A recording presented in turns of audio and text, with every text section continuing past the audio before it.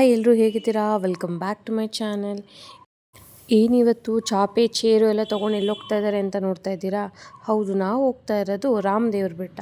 ಅಲ್ಲ, ತಿಮ್ಮಪ್ಪನ ಬೆಟ್ಟ. ಕನ್ಫ್ಯೂಸ್ ಆದರೆ ನಾನು ಅದೇ ಥರ ಕನ್ಫ್ಯೂಸ್ ಆಗಿ ನಾವು ಹೋಗೋ ಡೆಸ್ಟಿನೇಷನ್ ಬಿಟ್ಟು ಪಕ್ಕದಲ್ಲಿರೋ ರಾಮದೇವ್ರ ಬೆಟ್ಟಕ್ಕೆ ಹೋಗಿದ್ವಿ.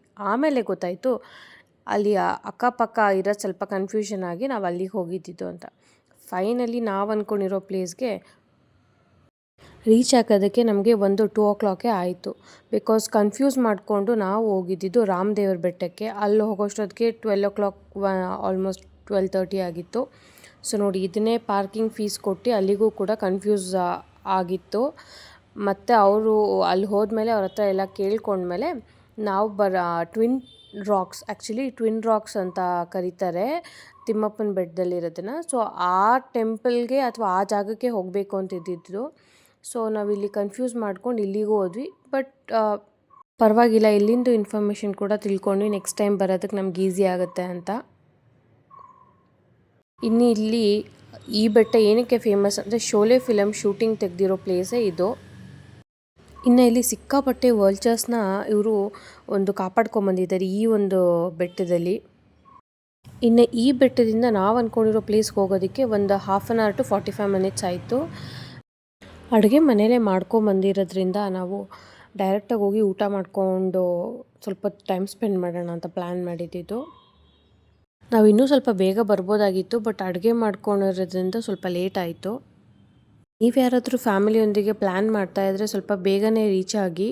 ಸೊ ಬೇಗ ರೀಚ್ ಆದರೆ ಆ ಪ್ಲೇಸ್ನ ಎಂಜಾಯ್ ಮಾಡೋಕ್ಕಾಗುತ್ತೆ. ಬಿಕಾಸ್ ಬಿಸಿಲು ಜಾಸ್ತಿ ಇದ್ದರೆ ಸ್ವಲ್ಪ ಬೆಟ್ಟದ ಮೇಲೆ ಹೋಗೋದು ಕಷ್ಟ. ನೋಡಿ, ಇದೇ ಈ ಟ್ವಿನ್ ರಾಕ್ಸ್. ಇದನ್ನು ನಾವು ನೋಡಬೇಕು ಅಂತಲೇ ನಾವು ಹೋಗಿದ್ದಿದ್ದು. ಪ್ಲಸ್ ಮನೇಲಿ ಏಜ್ ಇರೋದ್ರಿಂದ ಅವ್ರನ್ನ ಬೇರೆ ಎಲ್ಲೂ ಹತ್ತೋದು ಇಳಿಯೋ ಕಡೆ ಕರ್ಕೊಂಡು ಹೋಗೋಕ್ಕಾಗಲ್ಲ. ಅವ್ರಿಗೆ ಈ ಥರ ನೇಚರಲ್ಲಿ ಕುತ್ಕೊಂಡು ಊಟ ಮಾಡಬೇಕು ಅಂತ ತುಂಬ ಇಷ್ಟ. ಸೊ ಅದಕ್ಕೆ ಈ ಥರ ಪ್ಲೇಸ್ನ ಪ್ಲ್ಯಾನ್ ಮಾಡಿ ಹೋಗಿದ್ದಿದ್ದು. ಇಲ್ಲಿ ನಾನೇನು ತೋರಿಸ್ದೆ 2 ಟ್ವಿನ್ ಬೆಟ್ಟ. ಇದು ಬಿಟ್ಟು ಇಲ್ಲಿ ಟೆಂಪಲ್ ಕೂಡ ಇದೆ. ಅಂದರೆ ತಿಮ್ಮಪ್ಪನ ಬೆಟ್ಟ ಅಂದರೆ ವಿಷ್ಣು ಸ್ವರೂಪಿಯಾಗಿರೋ ವೆಂಕಟೇಶ್ವರ ಸ್ವಾಮಿ ಟೆಂಪಲ್ಲು ಇದೆ. ಸೊ ನಾನ್ ವೆಜ್ ಎಲ್ಲ ನಾವು ತಂದಿರೋದ್ರಿಂದ ನಾವಲ್ಲಿ ಟೆಂಪಲ್ಗೆ ಹೋಗೋಕ್ಕಾಗಲಿಲ್ಲ. ಸೊ ಇನ್ನೊಂದು ಸಲ ಹೋಗೋಣ ಅಂತ ಡೈರೆಕ್ಟು ನಾವು ಮುಂದೆ ಊಟದ ಕಡೆ ಹೋದ್ವಿ ಒಂದು ಪ್ಲೇಸ್ಗೆ. ಇಲ್ಲಿ ನಾನ್ ವೆಜ್ ಕೂಡ ಮಾಡ್ತಾರೆ. ಇದಕ್ಕಂತಲೇ ಒಂದು ಜಾಗ ಇದೆ ಇಲ್ಲಿ. ಸುಮಾರು ಜನ ಬಂದು ಅಡುಗೆ ಮಾಡ್ಕೊಂಡು ಇಲ್ಲಿ ಊಟ ಎಲ್ಲ ಮಾಡ್ಕೊಂಡು ಹೋಗ್ತಾರೆ. ಪ್ಲಸ್ ಹರಕೆ ಕೂಡ ಏನಾನ ಇದ್ದರೆ ಸಲ್ಲಿಸಿ ಅದಕ್ಕೂ ಕೂಡ ಇಲ್ಲಿ ಬಲಿ ಕೊಡ್ತಾರೆ. ಸೊ ನಾನಿಲ್ಲಿ ಮಟನ್ ಬಿರಿಯಾನಿ ಮಾಡ್ಕೊಂಡು ಬಂದಿದ್ದೆ. ಮಟನ್ ಬಿರಿಯಾನಿ ಟೇಸ್ಟ್ ಮಾತ್ರ ಅಲ್ಟಿಮೇಟಾಗಿತ್ತಂತೆ. ತುಂಬ ಇಷ್ಟಪಟ್ಟರು ಮನೇಲಿ ಎಲ್ಲರೂ. ಅದು ವಿತೌಟ್ ಮೆಷರ್ಮೆಂಟ್ ಏನೂ ಇಲ್ಲ, ಅರ್ಜೆಂಟಾಗಿ ಮಾಡಿದ್ದು. ತುಂಬ ಚೆನ್ನಾಗಿ ಬಂದಿತ್ತು ಮಟನ್ ಬಿರಿಯಾನಿ ಅಂತೂ. ಸೊ ಇಲ್ಲಿ ಆಲ್ರೆಡಿ ಲೇಟ್ ಆಗಿರೋದ್ರಿಂದ ಎಲ್ಲರಿಗೂ ಬಡಿಸ್ಕೊಡ್ತಾ ಇದ್ದೆ ತಟ್ಟೆಗೆ ಹಾಕಿ. ಇನ್ನು ಮಟನ್ ಬಿರಿಯಾನಿದು ರೆಸಿಪಿ ಬೇಕಾದರೆ ನಾನು ಆಲ್ರೆಡಿ ವಿಡಿಯೋ ಶೇರ್ ಮಾಡಿದ್ದೀನಿ. ನನ್ನ ಒಂದು ಕುಕ್ಕಿಂಗ್ ಪ್ಲೇ ಲಿಸ್ಟಲ್ಲಿರುತ್ತೆ, ಪ್ಲೀಸ್ ಹೋಗಿ ಚೆಕ್ ಮಾಡಿ. ನಾರ್ಮಲಾಗಿ ಮಾಡೋದು ಮತ್ತು ಕುಕ್ಕರಲ್ಲಿ ಮಾಡೋದು ಎರಡೂ ಕೂಡ ನಾನು ತೋರಿಸಿದ್ದೀನಿ, ಶೇರ್ ಮಾಡಿದ್ದೀನಿ. ನಿಮ್ಗೆ ಯಾರಿಗಾದ್ರೂ ಇಂಟ್ರೆಸ್ಟ್ ಇದ್ದರೆ ಪ್ಲೀಸ್ ಚೆಕ್ ಮಾಡಿ. ನಾವು ಹೋದಾಗ ಆಟೋದವ್ರು ಕೂಡ, ಅಂದರೆ ಅವ್ರದ್ದೇನೋ ಸಂಘ ಇತ್ತು ಅನಿಸುತ್ತೆ, ಅವರು ಕೂಡ ಎಲ್ಲ ಗಾಡಿಗಳಿಗೆಲ್ಲ ಪೂಜೆ ಮಾಡಿಕೊಂಡು ಅಲ್ಲಿ ಬಂದು ಎಲ್ಲರೂ ಅವರು ಕೂಡ ಅಡುಗೆ ಮಾಡ್ಕೊತಾ ಇದ್ರು. ಸುಮಾರು ಜನ ನೋಡಿ ಈ ವ್ಯೂ ನೋಡಿಕೊಂಡು ಊಟ ಮಾಡೋಕ್ಕೆ ಅಷ್ಟು ದೂರದಿಂದ ಬಂದಿದ್ದು. ಅಂದರೆ ಬ್ಯಾಂಗ್ಳೂರಿಂದ ಅರೌಂಡ್ 60 kilometers ಆಗುತ್ತೆ. ನೀವು ಸ್ವಲ್ಪ ಬೇಗ ಬಂದು ಟೆಂಪಲ್ನ ವಿಸಿಟ್ ಮಾಡಿಕೊಂಡು ಇಲ್ಲೇ ಅಡುಗೆ ಮಾಡಿ ಕೂಡ ತಿನ್ಬೋದು. ಇಲ್ಲಾಂದರೆ ಮಾಡ್ಕೊಂಡು ಕೂಡ ಬಂದು ಇಲ್ಲಿ ತಿನ್ಬೋದು. ಬಟ್ ಪ್ಲೀಸ್ ನೀವೇನೇನು ತಂದಿರ್ತೀರ ಅದನ್ನೆಲ್ಲ ಗಲೀಜನ್ನ ವಾಪಸ್ ಒಂದು ಕವರ್ಗೆ ಹಾಕ್ಕೊಂಡೋಗಿ ಯಾವ್ದಾದ್ರು ಗಲೀಜಿರೋ ಜಾಗದಲ್ಲೇ ಬಿಸಾಕಿ ಮತ್ತೆ ಇಲ್ಲೆಲ್ಲ ಗಲೀಜು ಮಾಡಿಬಿಡಿ. ನಾವು ಕೂಡ ಎಲ್ಲ ಪ್ಲೇಟ್ಸ್ನು ಕಾರಲ್ಲಿ ಇಟ್ಕೊಂಡು ತೊಗೊಂಡೋಗಿ ಕೆಳಗಡೆ ಗಲೀಜಿರೋ ಜಾಗದಲ್ಲೇ ಹಾಕಿದ್ವಿ. ಸೊ ನಮ್ಮ ತಾತಾಗೆ ಬೆಟ್ಟ ಹತ್ತಕ್ಕಾಗದಿರೋ ಕಾರಣ ಅವ್ರನ್ನ ಅಲ್ಲೇ ಕೂರಿಸಿ ಊಟ ಮಾಡಿ ಸ್ವಲ್ಪ ಹೊತ್ತು ರೆಸ್ಟ್ ಮಾಡ್ತಾಯಿದ್ರು. ಇಲ್ಲಿ ನಾನು, ನನ್ನ ಮಗ, ನನ್ನ ಹಸ್ಬೆಂಡ್ ಇಲ್ಲಿ ಬೆಟ್ಟದ ಹತ್ರ ಬಂದ್ವಿ. ನಾವು ಕೂಡ ಸ್ವಲ್ಪ ವ್ಯೂನ ಎಂಜಾಯ್ ಮಾಡೋಣ, ಊಟ ಎಲ್ಲ ಆಯ್ತಲ್ಲ, ಒಂದು ವಾಕ್ ಥರನೂ ಆಗುತ್ತೆ ಅಂದ್ಕೊಂಡು ಬಂದ್ವಿ. Evening sunset ಟೈಮಲ್ಲಂತೂ ಸೂಪರಾಗಿರುತ್ತೆ. ಅಲ್ಲಿರೋರು ಕೂಡ ಅದೇ ಹೇಳ್ತಾಯಿದ್ರು, ತುಂಬ ಚೆನ್ನಾಗಿರುತ್ತೆ ಸನ್ರೈಸ್ ಅಥವಾ ಸನ್ಸೆಟ್ಟಲ್ಲಿ ಅಂತ. ನಾವು ಮಧ್ಯಾಹ್ನ ಬಂದಿರೋದ್ರಿಂದ ಸ್ವಲ್ಪ ಬಿಸಿಲು ಇತ್ತು, ಬಟ್ ವ್ಯೂ ಮಾತ್ರ ಅಲ್ಟಿಮೇಟ್ ಆಗಿತ್ತು, ತುಂಬ ಚೆನ್ನಾಗಿತ್ತು. ನೋಡಿ, ಈ ಥರ ಒಂದು ಜಾಗನೂ ಇದೆ ಅಲ್ಲಿ ಕುತ್ಕೊಳ್ಳೋಕ್ಕೆ, ಫೋಟೋಶೂಟ್ ಮಾಡಿಸ್ಕೊಳ್ಳೋಕ್ಕೆ ತುಂಬ ಚೆನ್ನಾಗಿರುತ್ತೆ. ಏನಂದರೆ ಇದ್ರ ಮೇಲೆ ಗಾಡಿ ಕೂಡ, ಅಂದರೆ ಕಾರ್ ಕೂಡ ಹೋಗುತ್ತೆ.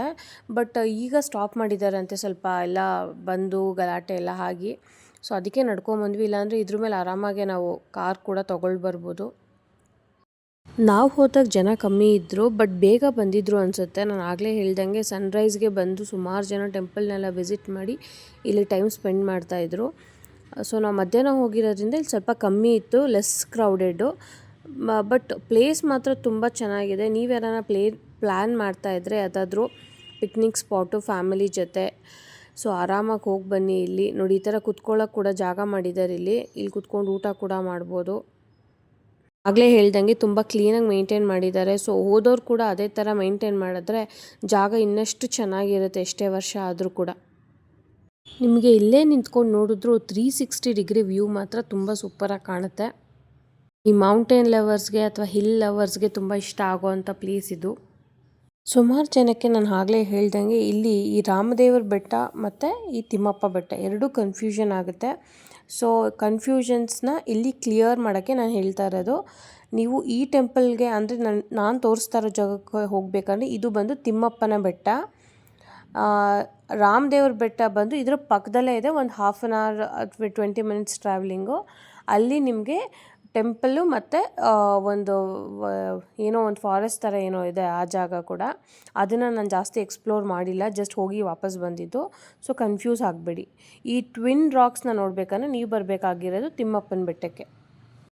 ನಾವೊಂದು ಸುಮಾರು 2-3 hours ಟೈಮ್ ಸ್ಪೆಂಡ್ ಮಾಡಿ ಸ್ವಲ್ಪ ವಾಕ್ ಎಲ್ಲ ಮಾಡ್ಕೊಂಬಂದು ಸರಿ ಆಮೇಲೆ ನಾವು ಹೊರಟಿದ್ದು ಮನೆ ಕಡೆಗೆ. ಯಾರೆಲ್ಲ ವೀಕೆಂಡ್ ಟ್ರಿಪ್ನ ಅಥವಾ ಪಿಕ್ನಿಕ್ನ ಪ್ಲ್ಯಾನ್ ಮಾಡ್ತಾರೆ, ಖಂಡಿತ ಈ ಪ್ಲೇಸ್ನ ಕನ್ಸಿಡರ್ ಮಾಡಿ ಹೋಗಿ ಬನ್ನಿ. It is a very beautiful place to spend time together. ಅಥವಾ ಕಿಟ್ಟಿ ಪಾರ್ಟಿ ಮಾಡೋರ್ಗಾಗಿರ್ಬೋದು, ಬೇರೆ ಫ್ರೆಂಡ್ಸ್ಗಾಗಿರ್ಬೋದು, ಎಲ್ಲರಿಗೂ ಒಂದು ಒಳ್ಳೆ ಪ್ಲೇಸ್ ಇದು. ಆರಾಮಾಗಿ ನೀವು ಹೋಗಿ ಬರ್ಬೋದು ಈ ಜಾಗಕ್ಕೆ. ಇನ್ನು ಅಲ್ಲಿಂದ ಸೊಪ್ಪು ಗಿಪ್ಪು ಎಲ್ಲ ತೊಗೊಂಡು ಮನೆ ಕಡೆಗೆ ಬರೋಷ್ಟೊತ್ತಿಗೆ ಸಂಜೆನೇ ಆಗೋಗಿತ್ತು. ಅದಾದಮೇಲೆ ನನ್ನ ವ್ಲಾಗ್ ಕಂಟಿನ್ಯೂ ಮಾಡೋಕ್ಕೆ ಆಗಲಿಲ್ಲ. ಸೊ ಇದು ನೆಕ್ಸ್ಟ್ ಡೇ ವ್ಲಾಗ್. ನಾನು, ನನ್ನ ಮಗ, ನನ್ನ ಹಸ್ಬೆಂಡು ಮತ್ತು ನಮ್ಮ ಬ್ರದರು ಇಲ್ಲಿ ಲೂಲು ಮಾಲ್ಗೆ ಬಂದಿದ್ವಿ. ಅಂದರೆ ಬ್ರದರ್ ಅಂದರೆ ಅವರು ನಮ್ಮ ನೇಬರು. ಅವ್ರ ಜೊತೆ ನನ್ನ ಮಗ ಚೆನ್ನಾಗಿ ಜೆಲ್ ಆಗ್ತಾನೆ. ಇಲ್ಲಿ ಪಾರ್ಕಿಂಗಲ್ಲಿ ಅವರಿಬ್ಬರದ್ದು ಒಂದು ಆಟ. ಇಲ್ಲಿ ನಾವು ಬಂದಿದ್ದು ಋತ್ವಿಕಿಗೆ ಸ್ವಲ್ಪ ಗೇಮ್ಸ್ ಎಲ್ಲ ಆಡಿಸ್ಕೊಂಡು ಸ್ವಲ್ಪ ನನ್ನ ಹಸ್ಬೆಂಡು ಕ್ರೀಮ್ ಎಲ್ಲ ತೊಗೊಳ್ಬೇಕಿತ್ತು. ಸೊ ವೀಕೆಂಡ್ ಟೈಮ್ ಸ್ಪೆಂಡ್ ಮಾಡ್ದಂಗೂ ಆಗುತ್ತೆ ಅಂದ್ಕೊಂಡು ಬಂದ್ವಿ. ಸೊ ಇಲ್ಲಿ ನಾವು ಫಸ್ಟ್ ಬಂದಿದ್ದು ದಿ ಡರ್ಮಾ ಅಂತ. ಇದಿರೋದು first floor, second floor, little confusion. ಇಲ್ಲಿ ಆಫರ್ ಕೂಡ ನಡೀತಾ ಇತ್ತು. ಇನ್ನು ಅದನ್ನ ತೊಗೊಂಡು ನಾವು ಮೇಲೆ ಹೋಗಬೇಕಾದ್ರೆ ಇಲ್ಲಿ ಲ್ಯಾವಿಸ್ ಬ್ಯಾಗ್ಸ್ದು ಆಫರಲ್ಲಿ ನಡೀತಾ ಇತ್ತು. 50% ಫ್ಲ್ಯಾಟ್ 50% ಆಫ್ ಇತ್ತು ಎಲ್ಲ ಬ್ಯಾಗ್ಸ್ ಮೇಲೂ. ಸೊ ಅದೇ ನನ್ನ ಹಸ್ಬೆಂಡ್ ನೋಡ್ತಾಯಿದ್ರು, ಬೇಕಾದ್ರೆ ತೊಗೋ ಯಾವ್ದಾದ್ರು ಬ್ಯಾಗ್ಸ್ ಇಷ್ಟ ಆದರೆ ಅಂತ. I am not branded bag lover ಅಂತ ಹೇಳ್ಬೋದು. ನನಗೆ ಈ ಲಕ್ಸುರಿ ಬ್ರ್ಯಾಂಡ್ಸ್ ಎಲ್ಲ ನನಗೆ ಅಷ್ಟು ಇಷ್ಟ ಆಗಲ್ಲ. ಬ್ಯಾಗ್ಸ್ನ ಯೂಸ್ ಮಾಡಬೇಕು, ಬಟ್ ದ ಸೇಮ್ ಟೈಮ್ ನಾವು ಅದನ್ನು ಡಿಸ್ಕಾರ್ಡ್ ಮಾಡೋ ಥರನೂ ಇರಬೇಕು.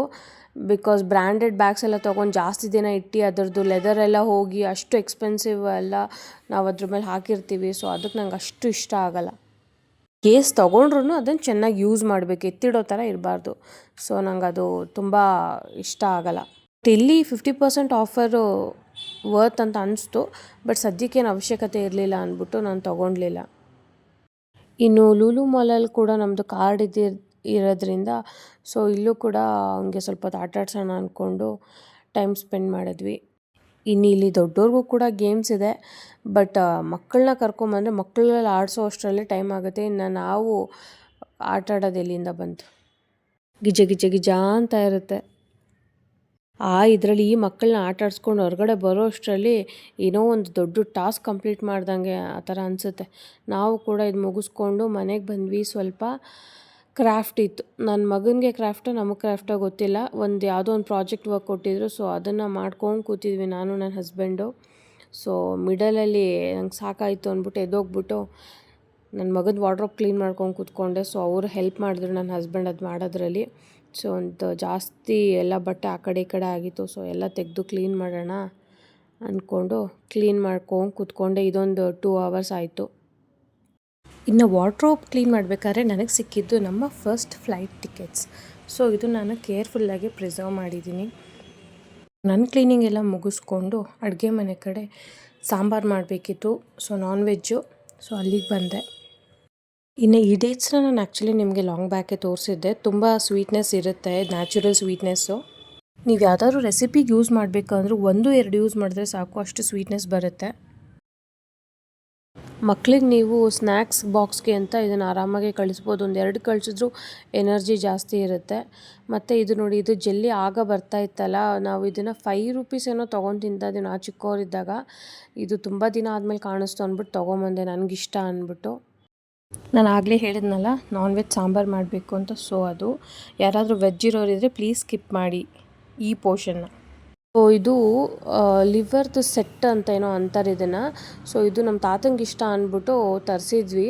ಸೊ ನನ್ನ ಹಸ್ಬೆಂಡ್ ಇದನ್ನು ಕ್ಲೀನ್ ಮಾಡ್ಕೊಂಡು ಕೂತಿದ್ರು. ಕ್ಲೀನ್ ಮಾಡೋಕ್ಕೆ ಒಂದು 2 ಅವರ್ಸ್ ಆಯಿತು. ಇವಾಗ ಮಸಾಲೆ ಎಲ್ಲ ತೋರಿಸಿದ್ನಲ್ಲ, ಇದು ಆಲ್ರೆಡಿ ನಾನು ಚಿಕನ್ ರೆಸಿಪಿ ತೋರಿಸಿದ್ದೆ ಸಾಂಬಾರ್ದು, ಅದರದ್ದೇ ಮಸಾಲೆ ನಾನು ಇಲ್ಲಿ ರೆಡಿ ಮಾಡ್ಕೊಂಡಿರೋದು. ಸೊ ಎಲ್ಲದನ್ನು ಚೆನ್ನಾಗಿ ಹಾಕ್ಕೊಂಡು ಎಣ್ಣೆಯಲ್ಲಿ ಹುರ್ಕೊಳ್ಬೇಕು, ಚೆನ್ನಾಗಿ ಒಳ್ಳೆ ಘಮ ಬರೋ ಥರ. ಸೊ ಅಷ್ಟರಲ್ಲಿ ಮೀನ್ ವೈಲ್ ಅದೇನು ಬೋಟಿ ಗಲೀಜಾ, ಅದೇನೋ ನಾಟ್ ಬೋಟಿ, ಐ ಥಿಂಕ್ ಗಲೀಜಾ ಸೆಟ್, ಅದನ್ನೇನೋ ಕಟ್ ಮಾಡಿಕೊಂಡು ಒಂದು ಕುಕ್ಕರಲ್ಲಿ 1-2 ವಿಸಲ್ ಬೇಯಿಸ್ಕೊಂಡೆ. ಸಣ್ಣ ಸಣ್ಣದಾಗೆ ಕಟ್ ಮಾಡಿಕೊಂಡು, ನೀವು ಯಾವ ಸೈಜಿಗೆ ಬೇಕೋ ಆ ಸೈಜಿಗೆ ಕಟ್ ಮಾಡ್ಕೊಬೋದು. ಸೊ ಇನ್ನು ಮಸಾಲೆ ಕೂಡ ಇಲ್ಲಿ ರುಬ್ಬಿರೋದು ರೆಡಿಯಾಗಿತ್ತು. ಸೊ ಆಮೇಲೆ ಲಿವರು ಅದೇನು ಕಟ್ ಮಾಡಿದ್ದೆ, ಬೇರೆ ಬೇಯಿಸ್ಕೊಂಡಿರೋದು ಬಿಟ್ಟು ಬೇರೆದನ್ನು ಚೆನ್ನಾಗಿ ಮಿಕ್ಸ್ ಮಾಡಿದ್ದೆ. ಹೀಗೆ ನಮ್ಮ ಸಾಂಬಾರು ರೆಸಿಪಿ ರೆಡಿ ಆಯಿತು. ಒಳ್ಳೆ ಮುದ್ದೆ ಜೊತೆಗೆ ಬ್ಯಾಟಿಂಗ್ ಮಾಡೋಕ್ಕೆ ರೆಡಿಯಾಗಿದೆ ಇವಾಗ ನಮ್ಮ ಸಾಂಬಾರು. ಇನ್ನು ವಿಡಿಯೋ ಇಲ್ಲಿಗೆ ಎಂಡ್ ಮಾಡೋ ಟೈಮ್ ಆಯಿತು. ಯಾರೆಲ್ಲ ನನ್ನ ಚಾನಲ್ನ ಸಬ್ಸ್ಕ್ರೈಬ್ ಮಾಡದೆ ನೋಡ್ತಾ ಇರೋ ಪ್ಲೀಸ್ ಸಬ್ಸ್ಕ್ರೈಬ್ ಮಾಡ್ಕೊಳ್ಳಿ, ಪಕ್ಕದಲ್ಲಿರೋ ಬೆಲ್ ಐಕನ್ನ ಕ್ಲಿಕ್ ಮಾಡಿ. ಸೊ ವಿಡಿಯೋ ಇಷ್ಟ ಆಗಿದ್ದರೆ ಲೈಕ್ ಮಾಡಿ, ಇನ್ನೂ ಇಷ್ಟ ಆಗಿದ್ದರೆ ಕಮೆಂಟ್ ಮಾಡಿ. ಬೇರೆ ಏನಾದರೂ ಚೇಂಜಸ್ ಇದ್ದರೆ ಪ್ಲೀಸ್ ಕಮೆಂಟ್ಸ್ ಸೆಕ್ಷನಲ್ಲಿ ತಿಳಿಸಿ. ಡೌಟ್ಸ್ ಇದ್ದರೂ ಕೂಡ ನೀವು ಕೇಳ್ಬೋದು. ಇನ್ನು ವಿಡಿಯೋ ಇಲ್ಲಿಗೆ ಎಂಡ್ ಮಾಡ್ತೀನಿ. ನೆಕ್ಸ್ಟ್ ವಿಡಿಯೋ ಜೊತೆ ಮತ್ತೆ ಸಿಗ್ತೀನಿ. Until then take care. ಎಲ್ರಿಗೂ ಬಾಯ್.